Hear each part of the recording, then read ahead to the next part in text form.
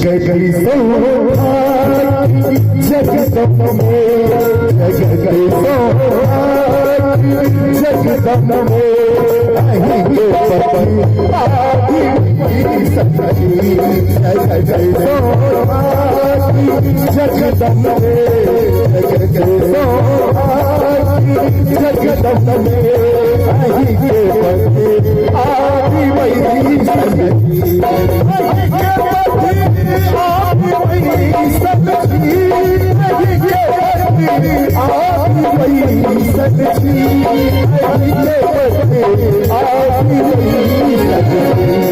हमारे सुनई अजमा हमारे सुनई अजमा सबके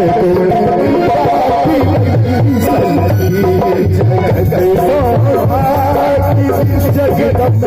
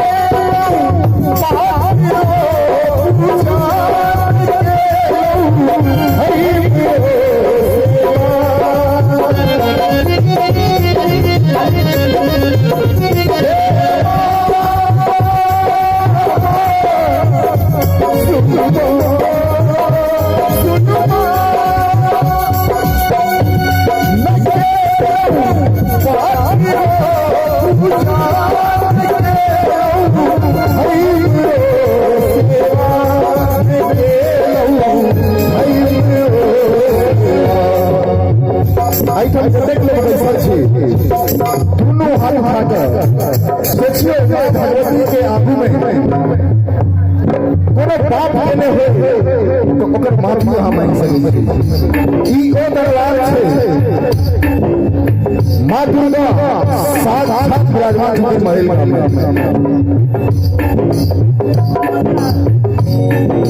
कहीं हाथ उठा जा जकरा जकरा भगवान हाथ उठा दोनों वाले हाथ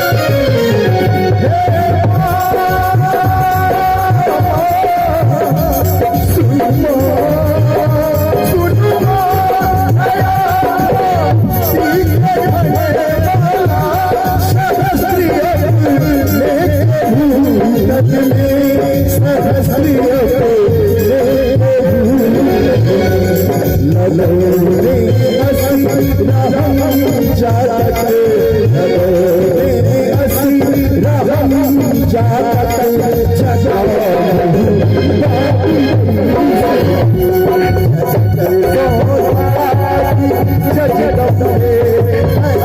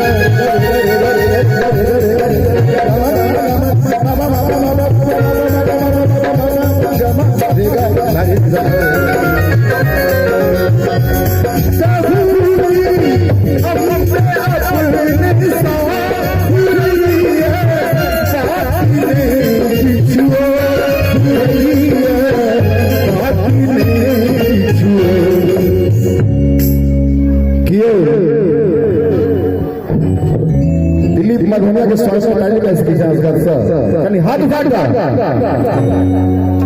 कनी हाथ उठा दी भाई साहब जगरा जगरा हाथ भगवती देने छै कनी दोनों हाथ उठा के ताली अपने अपना की सोच चुकी